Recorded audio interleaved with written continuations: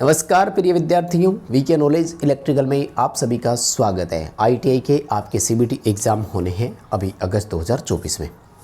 Electrician first year वाले बच्चों के लिए हम इम्पोर्टेंट क्वेश्चंस की क्लास आपको एक एक करके लगातार प्रोवाइड करवाते आ रहे हैं। अगर इसी क्लास से हमारे चैनल पर आए हो, यानी यही क्लास आपके सामने आई है, तो सबसे पहला काम तो कीजिए कि चैनल को सब्सक्राइब कर लीजिए। और आपको बताता हूँ, ये हमारी क्लास नंबर है 19।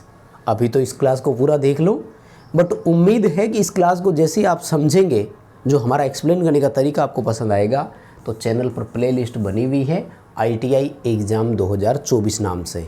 समय निकालकर इन 18 क्लासेज को भी ज़रूर देखना। एक से एक बढ़कर टॉप क्वेश्चन आपको करवाए हैं। 100% आपको गारंटी देते हैं कि आपके एग्ज़ाम में ऐसे ही क्वेश्चन होंगे। अच्छे से तैयार कर लो। इन 19 क्लास में जो अब तक क्वेश्चन बताए, इनको 100% नंबर की गारंटी है। थ्योरी में जो 38 क्वेश्चन आएंगे ना, एक भी बाहर नहीं जाएगा, एक भी। लिख कर देता हूँ, बस विश्वास आपको करना है। और चैनल को सब्सक्राइब इसलिए करना है, 19 क्लास से कुछ नहीं होना, पेपर तक आपको और भी क्लास देंगे। 7 अगस्त से आपके एग्ज़ाम स्टार्ट हो रहे हैं, तो अभी समय है, इसलिए हम आपको आगे भी क्वेश्चन देते रहेंगे। तो चैनल को सब्सक्राइब कर लीजिए और समय निकाल कर बाकी क्लास को भी देख लीजिएगा। इस वीडियो को अभी से कर दीजिए लाइक, और इस वीडियो के डिस्क्रिप्शन में है लिंक, हमारा ऐप डाउनलोड कीजिए। ऐप में आपके आईटीआई फर्स्ट ईयर के फ्री टेस्ट अवेलेबल है, आप उनको अटेंड कर सकते हैं। फ्री टेस्ट जो एग्ज़ाम पैटर्न पर आधारित है, जैसा आपका पेपर होता है सीबीटी मोड, वैसा ही सीबीटी पेपर टेस्ट में है। तो फ्री वाले टेस्ट अटेंड करो, डिस्क्रिप्शन में लिंक है, ऐप डाउनलोड करो। हाँ, पेड टेस्ट भी है, आप चाहो तो उनको भी ज्वाइन कर सकते हैं। आइए आज के क्वेश्चनों से शुरू करते हैं। क्लासेज ना एक दूसरे से इंटरकनेक्टेड है। इंटरकनेक्टेड का मतलब क्या है कि ये कुछ पिछले में हो चुके हैं क्वेश्चन, कुछ इस क्लास में हो रहे हैं, फिर अगले के आते इसमें आ रहे हैं, कुछ उसमें आ रहे हैं। इसलिए मैं रिक्वेस्ट ये करूँगा कि आप 1 से लेकर 19 तक लगातार सारी क्लासेज को देखें। अगर सीबीटी एग्ज़ाम में 100% हल करना है, टॉप लेवल में अच्छे नंबर लाने हैं, तो इन क्लास को पढ़ लेना। सवाल देखो, खाद्य मिक्सर में किस प्रकार की एसी सिंगल फेज मोटर का इस्तेमाल किया जाता है? फूड मिक्सर में पूछ रहे हैं। जो घरेलू हमारी मिक्सर मोटर होती है ना, तो कोई डाउट नहीं होगा किसी को, यूनिवर्सल मोटर होती है। शुद्ध हिंदी में इसे सार्वत्रिक मोटर या सार्वभौमिक मोटर बोलते हैं, ये ध्यान रखना। सार्वत्रिक या सार्वभौमिक मोटर बोलते हैं। मोटर की क्या विशेषता है? मोटर एसी और डीसी दोनों पर समान रूप से चल सकती है। मोटर की और क्या विशेषता है? मोटर की विशेषताओं में यह है कि 3000 आरपीएम से अधिक स्पीड वाली एकमात्र इंडक्शन मोटर है। इसकी विशेषताएं डीसी सीरीज मोटर के समान अभिलक्षण होते हैं इसके, यानी टॉर्क और आर्मेचर करंट का ग्राफ अगर बनाएंगे तो वैसा ही बनेगा जैसा डीसी सीरीज मोटर का है। खैर, आपको इतना डीप नहीं जाना है, आपके पेपर में सीधा सवाल होगा। क्वेश्चन पूछेगा फूड मिक्सर में कौन सी मोटर है, यूनिवर्सल मोटर ऑप्शन में होगा, आपको वही करना है बस, और कुछ भी, क्योंकि वो ये पूछेगा नहीं कि इसकी और कोई विशेषता है क्या। हाँ, ऑप्शन याद ज़रूर रख लेना। कोई ज़रूरी नहीं है कि वहाँ आपके पेपर में ये ए ऑप्शन में हो ना, चेंज हो सकता है, लेकिन हमें ऑप्शन का तो नाम ही याद रखना है। आगे सवाल देखो, क्वेश्चन पूछ रहा है कि एक मापी यंत्र में लोडिंग प्रभाव का इनमें से कौन सा कारण होता है? लोडिंग क्या होती है मैं आपको बताऊं। दरअसल हम एक मीटर से जब रीडिंग लेते हैं, जनरली लोडिंग प्रभाव वोल्ट मीटर से जुड़ा हुआ है, ये ध्यान रखना, ठीक है ना। और इसमें क्या मतलब है लोडिंग प्रभाव का? लोडिंग प्रभाव का मतलब ये होता है कि मीटर रीडिंग देने की जगह उसकी सुई जो है ना, वाइब्रेट करने लग जाती है। जनरली तो ऐसा तब होता है जब रेंज से ज़्यादा आप मेजरमेंट ले रहे हो। जैसे हमने वोल्ट मीटर की रेंज सेलेक्ट कर रखी थी 0 से 250 वोल्ट वाली, और हम इससे मापन कर रहे हैं 415 वोल्ट, 2 फेजों के बीच में वोल्टेज नाप रहे हैं, तो अब ये प्रॉब्लम आती है। लेकिन एक लेवल के अकॉर्डिंग वो कह रहा है कि अगर रेंज बाउंड वोल्टेज आप मेज़र करते हैं तब भी लोडिंग प्रभाव हो रहा है, तो इसका मतलब होता है मीटर की सुग्राह्यता कम है, लो सेंसिटिविटी। सेंसिटिविटी को हिंदी में संवेदनशीलता या सुग्राह्यता नाम से भी जानते हैं, ये ध्यान रख लेना। निम्मी वालों का कोई भरोसा नहीं है, वो हिंदी की भाषा कभी भी बदल सकते हैं, कभी संवेदनशीलता लिखेंगे, कभी सुग्राह्यता लिख सकते हैं, ठीक। इम्पोर्टेंट क्वेश्चन जो पिछली क्लास में करवा चुका हूँ, मापी की सुग्राह्यता की इकाई क्या होती है? ओम प्रति वोल्ट होती है, ध्यान रखना। लेकिन अगर अच्छी इकाई की बात करूँ तो किलो ओम प्रति वोल्ट, ठीक है।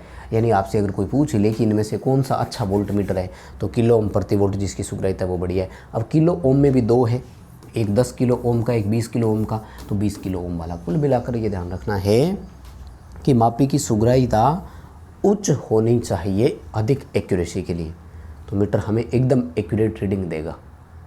बताओ बात समझ में आई क्या? माय डियर स्टूडेंट, आपने इस वीडियो को अभी तक लाइक नहीं किया है, प्लीज़ यार इस वीडियो को लाइक कर दो प्लीज़, बहुत ज़रूरत है वीडियो में लाइक की। पता क्यों? लाइक के 2 फ़ायदे हैं। एक तो ना कई बार आपने चैनल सब्सक्राइब भी कर रखा होता है, नोटिफिकेशन ऑन होता है ना, तब भी कंटेंट आगे नहीं आता है, लेकिन अगर आपने वीडियोस को लाइक किया हुआ होता है ना, तो नया वीडियो आपके सामने ज़रूर आता है। लेकिन सेकंड हमारे लिए बड़ी ज़रूरी है, आप लोग जितने लाइक्स करते हो हमें खुशी होती है कि चलो इतने वो बच्चे थे जिनको ये कंटेंट पसंद आया। ये पसंद आया कि नहीं मुझे आप कैसे बताओगे? एक वीडियो पर लाइक कर सकते हो और दूसरा कमेंट करके बता सकते हो, तो दोनों चीज़ें अपनाइए प्लीज़। सवाल देखो, इलेक्ट्रोडायनमो प्रकार के उपकरण से किस मात्रा को मापते हैं? देखो वैसे तो डायनमोमीटर प्रकार के मीटर जो होते हैं ना, ये वाट मीटर भी होता है, वोल्ट मीटर भी होता है, एम्पीयर मीटर भी होता है, लेकिन जनरली डायनमोमीटर जो होता है ना, ये वाट मीटर के रूप में ही सर्वाधिक इस्तेमाल किया जाता है। और वाट मीटर से हम क्या नापते हैं? शक्ति यानी पावर। अब आपको मैं कुछ बातें बताता हूँ। खैर अभी तो आप फर्स्ट ईयर में हो, सेकंड ईयर में आओगे, फिर कंपटीशन एग्ज़ाम की तैयारी करोगे। भर्ती परीक्षाओं में इस तरह के सवाल आते हैं। कुछ मीटर हमारे फिक्स है, मैं आपको बताऊँ। जैसे इंडक्शन टाइप मीटर की अगर बात करेंगे ना, तो सबसे ज़्यादा इसमें हम एनर्जी मीटर देखते हैं। इंडक्शन टाइप का एम्पीयर मीटर, वोल्ट मीटर बहुत कम काम में लेते हैं। डायनमोमीटर की अगर बात आएगी तो वो एक वाट मीटर के रूप में ज़्यादा होगा। एम्पीयर मीटर, वोल्ट मीटर की अगर बात करेंगे तो वो एमआई और पीएमएमसी प्रकार के ज़्यादा होंगे। ये कुछ फिक्स चीज़ें हैं, इसलिए इस क्वेश्चन का आंसर है ना आपको ये करना है। हालांकि अगर कोई डिबेट करने के लिए आ जाए ना, तो ये भी सही है भी डायनमोमीटर प्रकार का कौन सा है, ये तो लिखा ही नहीं आपने। डायनमोमीटर एमीटर भी तो हो सकता था ना, लेकिन नहीं। अभी सीबीटी एग्ज़ाम देना है आपको, चिंता मत करो, ये सही माना जाएगा। बस डायनमोमीटर का पूछे, आपको पावर उत्तर करना है, शक्ति उत्तर करना है, और आपसे कोई डिबेट नहीं करेगा वहाँ, ना आपको डिबेट करनी है। चुपचाप आंसर कर देना, बात ख़त्म है। वहाँ ये मत पूछना कि सर इसने तो दिया ही नहीं है, एम्पीयर मीटर है कि वोल्ट मीटर है। उत्तर करना सीधा। सवाल देखो, चल लोहे प्रकार के उपकरण की पहचान कैसे करेंगे? चल लोहे को इंग्लिश में बोलते हैं मूविंग आयरन। देखो मूविंग आयरन की एक खास विशेषता क्या है कि हम इसे ना एसी और डीसी दोनों पर इस्तेमाल कर सकते हैं। माय डियर, एसी डीसी दोनों पर जो इस्तेमाल होते हैं ना, उन मीटर पर कभी कोई पोलरिटी नहीं होती। पोलरिटी मतलब ध्रुवता। उनकी आप दोनों तारों को कैसे जोड़ दो वो आपको रीडिंग दे देंगे। नो टर्मिनल मार्किंग, इनके टर्मिनलों पर किसी भी तरह की कोई मार्किंग नहीं होगी। पीएमएमसी जो होता है ना, परमानेंट मैग्नेट मूविंग कॉइल वाला, ये केवल डीसी पर काम में लेते हैं। इस पर इसलिए प्लस और माइनस फिक्स होते हैं, और प्लस से प्लस, माइनस से माइनस जुड़ेगा तो ही रीडिंग देगा, अदरवाइज रीडिंग ही नहीं देगा। तो अभी सुन लो आप, ए उत्तर करना है। नो टर्मिनल मार्किंग, इसके सिरों पर कोई अंकन नहीं होता है। सवाल समझ में आ रहा होगा ना भाई? अच्छे से पढ़ लो। हम वर्ष 2021, 22, 23 आपके सीबीटी एग्ज़ाम को फॉलो करते आ रहे हैं, इसलिए विश्वास दिला रहे हैं कि ऐसे ही क्वेश्चन आएंगे, पढ़ लो। देखो एक सवाल पूछ रहा है कि यंत्र का प्रकार क्या है। एक तो डायग्राम वाले जितने भी क्वेश्चन मैं बता रहा हूँ ना, एक भी मत छोड़ना। हमारी अब तक की 19 क्लास में जितने भी डायग्राम आए हैं, एक भी मत छोड़ना, सारे डायग्राम आएंगे। ये एक मीटर दिखाया, बहुत ही सिंपल है, मूविंग आयरन प्रकार का ये मीटर है, एमआई टाइप। अब एमआई टाइप भी ना 2 होते हैं, एक अट्रैक्शन, एक रिपल्सन, यानी आकर्षण और प्रतिकर्षण। तो ये वाला जो है ना वो आकर्षण प्रकार का है। प्रतिकर्षण वाले की एक अलग विशेषता है, चैम्बर थोड़ा अलग तरीके से बनता है। खैर वो है ही नहीं चीज़ कि कंपटीशन की तरह आपको उलझा करके घुमा करके कभी कोई दूसरा दे देगा ना, ये आपको फिक्स क्वेश्चन देंगे। यानी ये तय है, अगर डायग्राम ये आता है तो यही आएगा और उत्तर होगा तो यही होगा। अट्रैक्शन टाइप मूविंग आयरन प्रकार का मीटर। नो टेंशन, आराम से मस्त होकर के, ठीक है ना। देखो अगला सवाल, चल कुंडली उपकरण में डैम्पिंग बल की आवश्यकता क्यों है? देखो सूचक यंत्र बोलते हैं इनको, इंग्लिश में बोलते हैं इंडिकेटिंग इंस्ट्रूमेंट। मीटर में एक पॉइंटर होता है और मीटर में 3 तरह के फोर्स या बल काम करते हैं।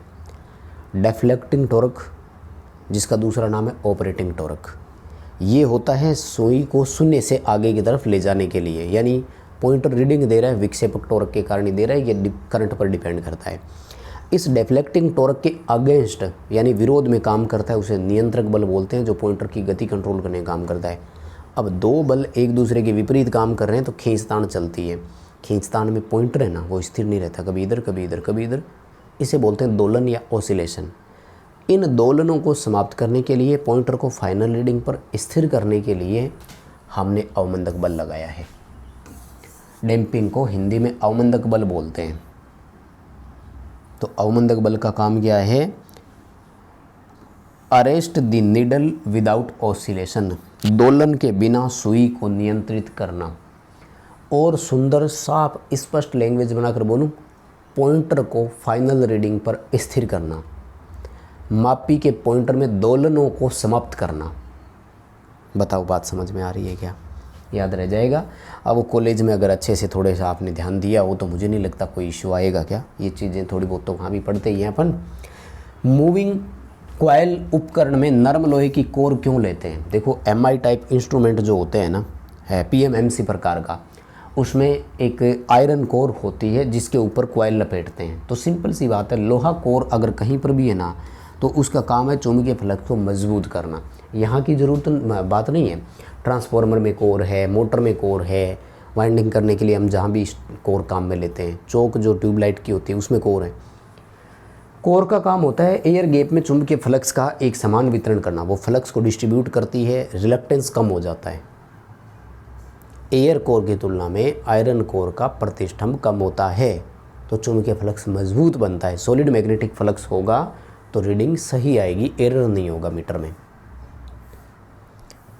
अच्छा, क्वेश्चन में कई बार क्या एक्सप्लेन ही करता रह जाता हूँ, ऑप्शन पर टिक भी कर देता हूँ, आपको दोबारा रिपीट नहीं करवाता हूँ, है ना। क्वेश्चन का आंसर क्या है ये आपको एंश्योर कर लेना है।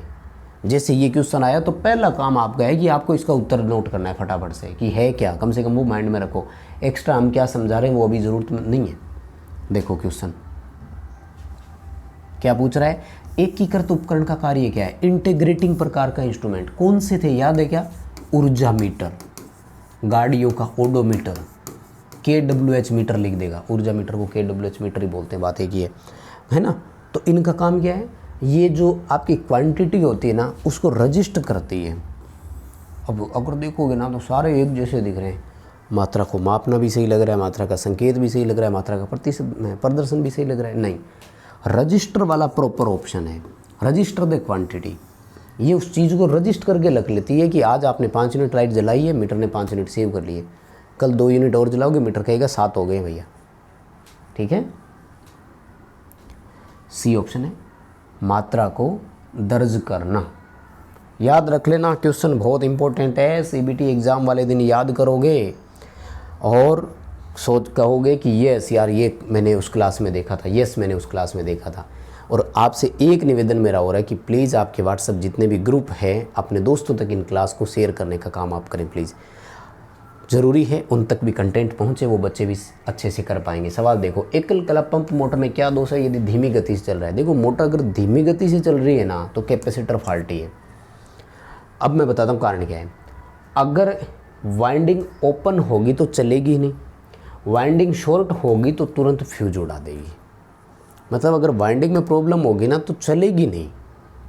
वो तो कह रहा है धीमी चल रही है, तो धीमी चल रही है ना, टॉर्क प्रोवाइड कराना काम किसका है? कैपेसिटर का काम है। कैपेसिटर प्रॉपर टॉर्क प्रोवाइड नहीं करवा पा रहा है, कैपेसिटर डिफेक्टिव है, कैपेसिटर बदल दो, पंखा सही चलने लग जाएगा। पानी की मोटर है, सॉरी पंप है, पंखा नहीं था। अगला सवाल देखो, ये डोमेस्टिक अप्लाइंसेज शुरू हो गए हैं साथ में। इसके बाद आपका एक टॉपिक और बचेगा, ट्रांसफार्मर बस। यानी 2 क्लास में, 3 क्लास में, अगली में और होगा, मतलब 22-23 क्लास में आपके सारे क्वेश्चन कंप्लीट हो जाएंगे।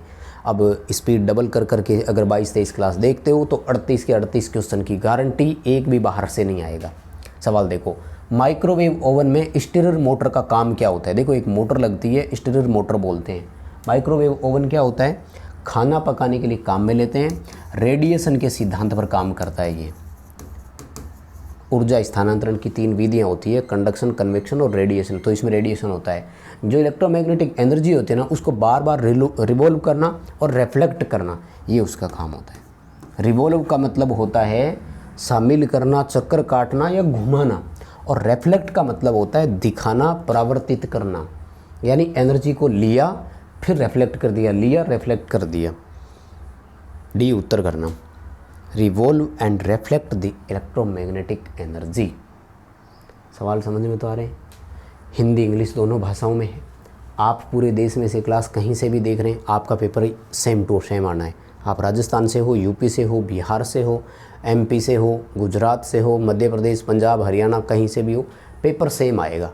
ये जो हम क्लास बता रहे हैं यही से है ना। अच्छा, आप बताना ज़रूर कहाँ से देख रहे हो क्लास, साथ में पता भी तो लगे इतनी दूर क्लास को देख कौन रहा है। कमेंट ज़रूर करना आप कहाँ से देख रहे हैं। अपने स्टेट का नाम लिख दो, डिस्ट्रिक्ट का साथ में लिखो तो ज़रूर लिखना, है ना। राज्य के साथ ज़िले का नाम भी लिखना।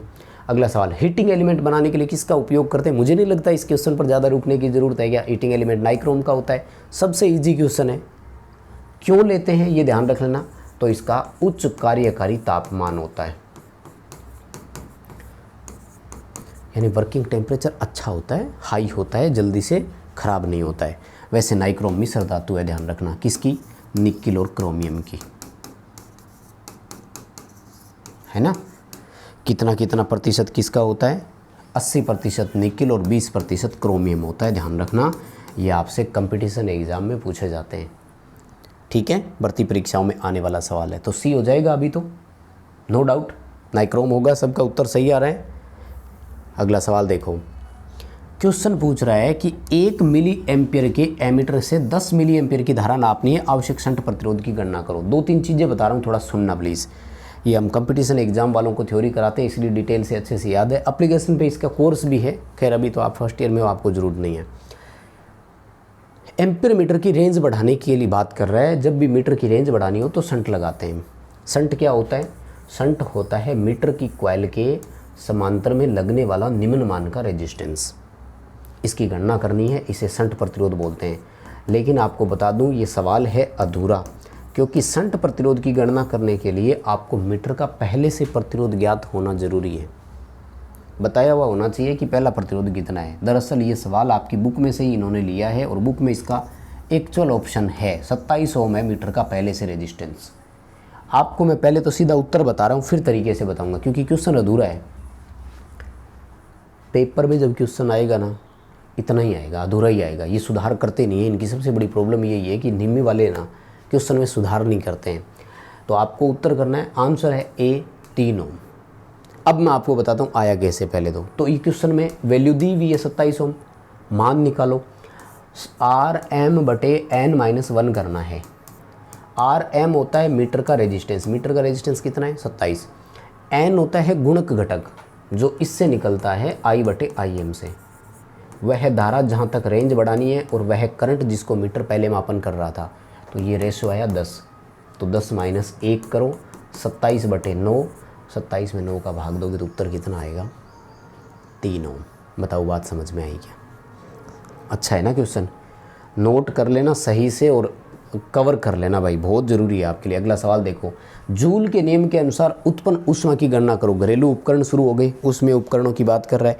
जूल ने क्या कहा था कि जब भी किसी प्रतिरोधी तार में से धारा प्रवाहित होती है तो वो गर्म होकर ऊष्मा उत्पन्न करता है, और उसके द्वारा उत्पन्न ऊष्मा I²RT पर निर्भर करती है। प्रवाहित होने वाली धारा के वर्ग पर, प्रवाहित होने वाले धारा के समय पर, और उस एलिमेंट या प्रतिरोधी तार का प्रतिरोध कितना है। ये जो भी निकलता है उत्तर जूल में आता है। लेकिन इसमें अगर आप जूल नियतांक का भाग दे देते हो, देन आपका उत्तर कैलोरी में हो जाएगा। जूल नियतांक कितना है? 4.2 या 4.18 मान लो। तो उत्तर सुनो, I²RT/जूल बराबर कैलोरी, ये रहा, है ना। I²RT/जूल बराबर कैलोरी। अगर जूल का भाग नहीं दोगे तो उत्तर जूल में आ जाएगा, और जूल नियतांक का भाग दे दोगे तो आंसर कैलोरी में आ जाएगा। इसका एक न्यूमेरिकल आएगा, आगे करवाऊंगा, ध्यान से समझना, बहुत इंपॉर्टेंट है वो भी। इलेक्ट्रिक आयरन के इस भाग का नाम क्या है? प्रेस का एक भाग दिखा है, सीधा डायग्राम आएगा, इसे सोल प्लेट बोलते हैं, याद रख लेना बस। डायग्राम ऐसा ही आएगा, ठीक है। बाकी वो हैंडल वैंडल ग्रिल और वो आएगी तो वैसे ही कर दोगे यार। ये सोल प्लेट है, सोल प्लेट में वो लगता है हीटिंग एलिमेंट, और हीटिंग एलिमेंट के ऊपर लगता है एस्बेस्टस की सीट। वो हीट को आर पार नहीं जाने देगी। सोल प्लेट यही है जो कपड़े पर दबाव डालती है और कपड़े को गर्म करती है। सबसे नीचे वाला हिस्सा है माइल्ड स्टील का होता है, MS का होता है। ठीक है, ये उत्तर करना, कोई दिक्कत नहीं है, हो जाएगा, सबका सही है ना। अगला सवाल देखो, रुक रुक कर चलने वाले फूड मिक्सर में क्या खराबी है। देखो फूड मिक्सर में मोटर कौन सी थी, इस हमारी क्लास का पहला ही क्वेश्चन था, यूनिवर्सल मोटर। यूनिवर्सल मोटर में दरअसल आर्मेचर होता है और आर्मेचर पर क्या लगते हैं, ब्रूस। अब भाई ब्रूस कम्यूटेटर के साथ लगातार घर्षण करते हैं और 3000 RPM की मोटर है, हाई स्पीड से भी चलती है, तो ब्रूस घिसने की संभावना ज़्यादा रहती है। अब अगर ब्रूस घिस जाएंगे ना तो गैप आ गया, बीच में गैप आ गया तो कभी भी तो कॉन्टैक्ट बनेगा और कभी नहीं बनेगा, मेक और ब्रेक होता रहता है अपने आप ही। स्पार्किंग भी बहुत तेज़ होने लग जाती है। वॉर्न आउट ब्रूस करना है, वॉर्न आउट का मतलब होता है घिसे हुए ब्रूस। इन्होंने तो फटा हुआ लिखा है शुद्ध हिंदी में, इनकी हिंदी यही जाने राम जाने क्या लिखते हैं ये, कभी तो कुछ लिख देते हैं कभी कुछ। जॉइंट इंग्लिश का शब्द है ना, ये उसको कभी हिंदी में लिख देंगे संधि, कभी लिखेंगे समंधन, कभी लिख देंगे संयुक्त, मतलब न जाने क्या लिखते हैं। वॉर्न आउट का मतलब होता है घिसे हुए ब्रूस। ठीक है, ये ऑप्शन के साथ जाना है। देखो मैं उम्मीद कर रहा हूँ कि आपको बहुत अच्छे से चीज़ें समझ में आ रही है और पॉइंट क्लियर हो रहे हैं। आप कैसे बताओगे मुझे, एक लाइक कर दो, एक इस वीडियो के नीचे कमेंट कर देना और दोस्तों तक पहुँचा देना, प्लीज़ शेयर कर देना, है ना। अगला सवाल देखो, क्या क्वेश्चन पूछ रहा है, हीटर बेस प्लेट में विभिन्न स्थान पर सुरक्षा खांचे क्यों होते हैं। हीटर की जो सीट होती है ना माइका की बनी हुई, आपने देखी है कभी, उसमें नीचे होल होते हैं ना। दरअसल इसका वास्तविक आंसर तो ये है, ठीक है ना, लेकिन वैसे इसका उत्तर जो है ना वो A आना चाहिए था। खैर आपको B उत्तर ही करना है। Retain the heating element firmly, मतलब हीटिंग एलिमेंट को उनमें बनाए रख सके ये। हालांकि होल नीचे होते हैं, उससे हवा पास होती है तो हीट अच्छे से सर्कुलेट होती है। आंसर तो ये करना था, बट प्रॉब्लम क्या है, CBT एग्ज़ाम में वो उत्तर सही माने जाते हैं जो निमी सही मानता है। तो निमी ये मान रहा है, आपको यही करना है। वैसे इसका सही आंसर ये है, हीट को सर्कुलेट करना उसका उद्देश्य होता है माय डियर। अगला सवाल, 1000 वाट 240 वोल्ट हीटर में गर्मी की गणना करें 5 मिनट के लिए। तो ये रहा I²RT, अभी बताया था थोड़ी देर पहले। किलो कैलोरी में दिए है ना, तो जूल नियतांक 4.2 का भाग और दे देंगे। किलो में कन्वर्ट करना है तो 4200 का भाग दे देंगे। ये लो, अब एक चीज़ सुनना है, I और R का मान स्पष्ट नहीं दिया। आपने DC सर्किट तो पढ़ा ही होगा ना, P बराबर I² × R होता है कि नहीं। तो यहाँ पर हम क्या करेंगे, पावर इंटू टाइम रख देंगे। पावर ये देखो 1000 वाट सीधी सीधी दे रखी है, तो 1000 वाट इंटू टाइम 5 मिनट है, समय सेकंड में होना चाहिए, ये ध्यान रखना। समय किस में होना चाहिए, सेकंड में। तो इसे 60 से मल्टीप्लाई कर दिया। अब नीचे भाग दे देंगे 4.2 इंटू 1000, क्योंकि किलो कैलोरी में बदलना है ना। तो फिर काट दो भैया, 1000 से 1000 सीधा काट दो और अब बाकी इसमें भाग दे दो। आपका आंसर C आ रहा है, मिलान कर लेना, ठीक है, मिलान कर लेना। 71.6 उत्तर आएगा। वैसे पेपर में क्वेश्चन आएगा आपके, कन्फर्म है, आएगा ही। ये भी कन्फर्म है कि वो आंकड़े नहीं बदलेंगे। जब डाटा नहीं बदल रहे हैं तो क्यों वहाँ कैलकुलेशन करके टाइम ख़राब करोगे। पढ़ना ना उत्तर पे, सीधा उत्तर करना, ऑप्शन ढूंढना, 71.6 किस में लिखा हुआ है वही कर देना। अगला सवाल है, हीटिंग एलिमेंट बनाने के लिए किस तत्व का उपयोग करते हैं, रिपीट हो गया। सवाल देखो, माइक्रोवेव ओवन में प्रयुक्त मैग्नेट्रॉन जो ट्यूब होती है ना, उसकी फिलामेंट का वोल्टेज क्या होता है। मैग्नेट्रॉन ट्यूब वही होती है जो इलेक्ट्रोमैग्नेटिक एनर्जी को रिलीज़ करती है।